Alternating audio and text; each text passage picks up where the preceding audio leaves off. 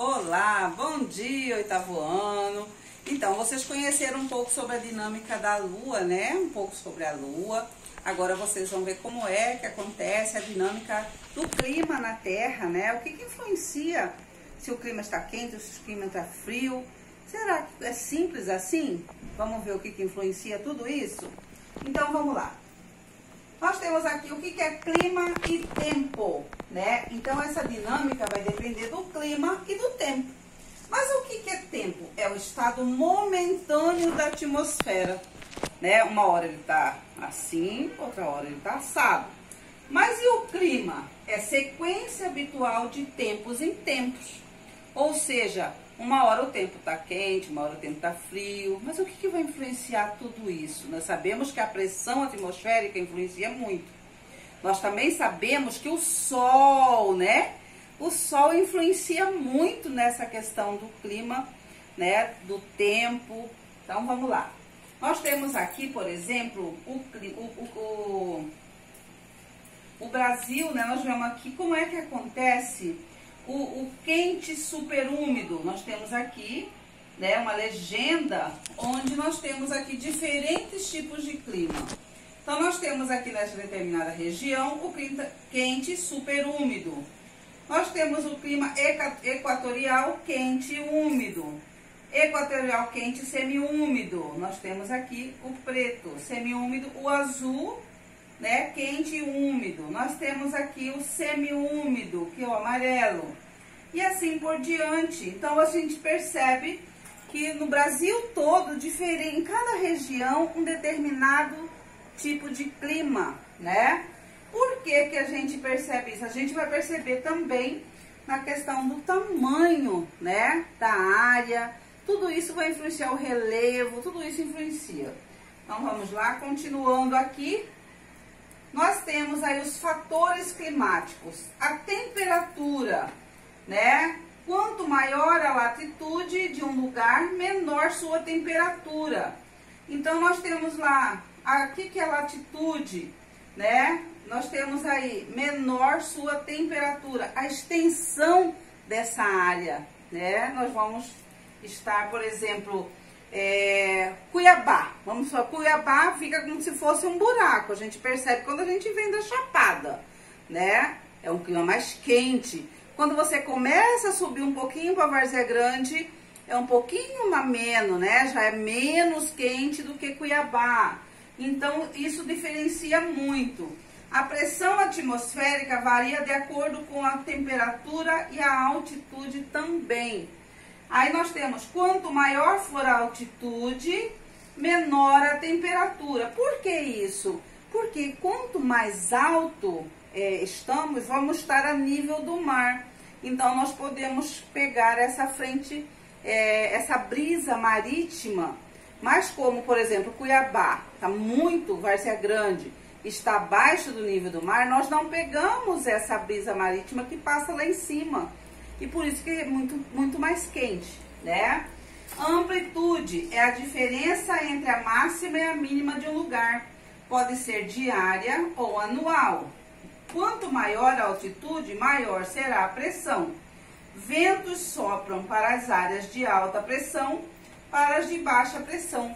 Então, se quanto mais para baixo da Terra, para o núcleo, quanto mais baixo for essa cidade, esse lugar, maior vai ser a pressão. Quanto mais para cima, maior a altitude, menor a pressão e mais gravidade, né? Então, portanto, o ar fica mais rarefeito, alcança mais as brisas marítimas e assim melhora a questão aí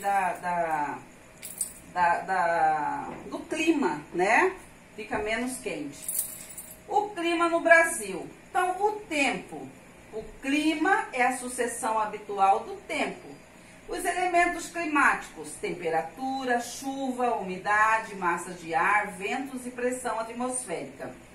E o que influencia nisso? Altitude, latitude, massas líquidas, continentalidade, correntes marinhas e a vegetação. Então, nós sabemos que lugares onde tem bastante vegetação, nós conseguimos ter né? Mais umidade relativa do ar. Nós temos mais oxigenação do ambiente, né?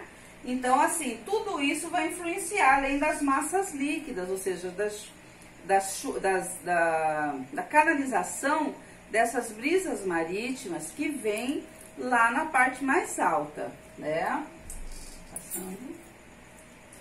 Dentro de uma metodologia puramente didática, podemos reunir os principais fatores climáticos em 3 grandes categorias. Nós temos os astronômicos, que eles atuam periodicamente, os geográficos, que são fixos e invariáveis, os meteorológicos atuam em grande parte de um modo aleatório. Podem ser subdivididos em astronômicos, que são movimentos de rotação e translação, as estações do ano, energia solar e latitude. E os geográficos, que distribuição dos continentes e mares, altitude e relevo, cobertura vegetal e natural do solo e as correntes oceânicas. E os meteorológicos, a atmosfera da Terra e a circulação geral da atmosfera. Então, quer dizer, ventos, sol, né, chuva, que são as precipitações, né, a continentalidade, o movimento de rotação e de translação, tudo isso influencia nessa questão climática. Aí nós temos as massas de ar. São grandes porções de atmosfera que possuem características próprias de temperatura e umidade, normalmente influenciada por suas áreas de origem. As massas de ar podem ser quentes, frias, úmidas ou secas. Então, por isso que fala assim, antes de um frio, né? Ai, vai acontecer um frio a partir de amanhã. Mas se chove, essa massa de ar que era seca, o ar ele fica mais úmido com a chuva e esse frio automaticamente ele tende a ser menos, né? Por quê? Porque a umidade ajuda na questão da expansão, né? Dessa massa de ar seca que vem chegando para nós. E aí ela se torna mais úmida. Então, nós percebemos aqui o fluxo, né, dominante das massas de ar fria. Volta.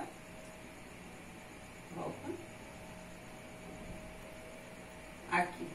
Então, nós temos aqui uma massa de ar fria, olha só, né? Mas quando vem a chuva, a precipitação, né, ela acaba o quê? Fazendo com que ela esse fluxo, né, acaba sendo voltado para outro lugar, né? Ou ela se torna mais amena, né? Aqui nessa região. E essa massa de ar, você vê que aqui ela vai sempre acompanhando aí o movimento, né? De ventos, de chuva, de sol, de chuva e assim por diante.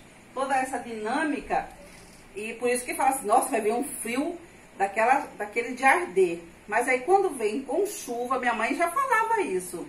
Choveu é sinal que não vem, o frio vai ser bem menos do que estava previsto.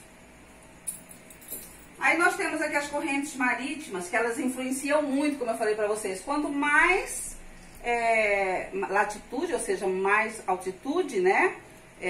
E também a questão do relevo mais aberto, toda essa questão influencia, porque quanto mais alto você está, mais em contato com as camadas frias que vêm lá da corrente marítima, elas têm a diminuir essa questão do calor, né? Então, nós percebemos aqui, são grandes porções de água do oceano que apresentam características específicas de temperatura e salinidade. As correntes marítimas podem ser quentes ou frias e movimentam-se rapidamente, levando sua influência para diferentes partes dos continentes. Então, aí você percebe aí essa questão aí de como que acontece essa dinâmica, né, da frente fria, né, das correntes marítimas, que ela vai para todo o globo, né, amenizando calores, né, em partes altas, né, porque as partes mais baixas quase não pega ela, então continua ficando muito quentes. Aí nós temos ali, o que são chuvas? Na verdade são precipitações, né, chuva de granizo, de neve, orvalho, geada, né, todas elas em deposição na superfície terrestre. Os tipos de chuva, ela pode ser orográficas, frontais ou convectivas. Então, nós temos aqui né? Como que acontece a chuva? Então, nós temos aqui, olha só, o ar frio da corrente marítima encontra o ar quente, né? E ali ela se precipita em forma de chuva. Essa é a frontal. A convexiva é aquela que vai subindo a evaporação, né? Ela se condensa e por estar muito pesada, ela cai. E aqui, nós temos aqui toda essa chuva orográfica, o relevo, que são aquelas que recebem toda essa camada de água e elas vão se distribuindo nos leitos dos rios, nos lençóis freáticos e assim por diante. Nós temos a pressão atmosférica, como eu falei para vocês. Aqui está a cidade de São Paulo, aqui está a de Santos, numa parte mais baixa. É como se fosse Chapada e Cuiabá, né? Eu gostei dessa aqui porque eu posso comparar com Chapada e com Cuiabá. Olha só, então nós estamos em São Paulo aqui, né, a 700 metros de altitude, 750 metros de altitude, uma menor pressão atmosférica, é lógico, porque está mais alto, né, uma menor coluna de ar. Mas nós temos pressão atmosférica, aqui nós temos a cidade de Santos, maior pressão, porque está lá embaixo, né, e aqui uma maior coluna de ar. Então, o que acontece? A tendência é de que essa parte, porque São Paulo recebe mais chuva, São Paulo tem um clima mais ameno, porque ela recebe, ela está a nível do mar, né? Porque ela recebe toda essa brisa marítima. Aqui em Santos, olha só, a brisa vai passar aqui, Santos está lá embaixo. Não pega a parte, né, mais fria, a pressão, a camada vem da camada do mar. Tá? Beleza. Passa aí. Aí a dinâmica climática. As diferenças de insolação explicam as elevadas temperaturas em alguns lugares e baixas temperaturas em outros. Então, nós temos aqui a radiação do Sol, olha só, atravessa a atmosfera. A maior parte da radiação é absorvida pela superfície e aquece. Aqui na letra B, você vê que ela bate e volta novamente, porque alguma da radiação solar é refletida pela Terra e a atmosfera de volta para o espaço. Então, ela chega aqui, parte dela penetra e a parte vai embora de novo para a atmosfera. Na letra C, parte da radiação infravermelha, né, ó, o calor, é refletida na própria superfície, mas não regressa para o espaço, ela fica aqui, pois é refletida de novo e absorvida pela camada de gases do efeito estufa, que envolve o planeta.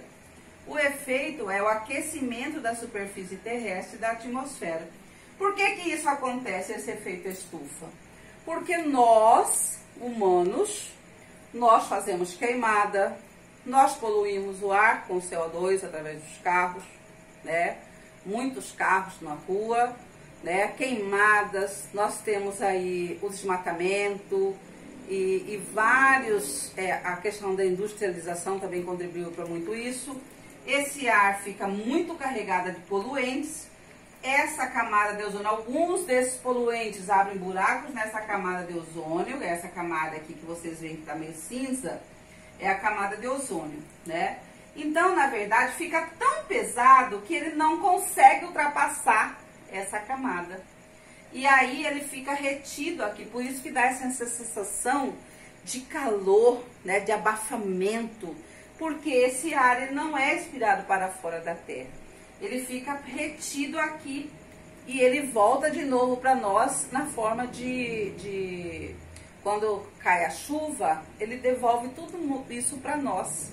Né? Por isso que nós temos problemas sérios respiratórios, porque todos aqueles poluentes caem de novo para nós. Por isso que nós pintamos a parede da nossa casa de fora, né? E aí vem a chuva, tira toda a tinta novamente. Continuando.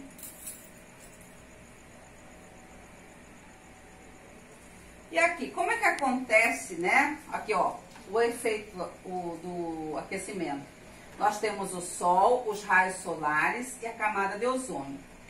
Olha só aqui que eu falei para vocês, né? O CO2, o CH4, o NO2, que é o nitrato, o nitrito, né? os ácidos, né, CH4. Nós temos aqui os gases que eles vão o quê? Absorvem e emitem calor.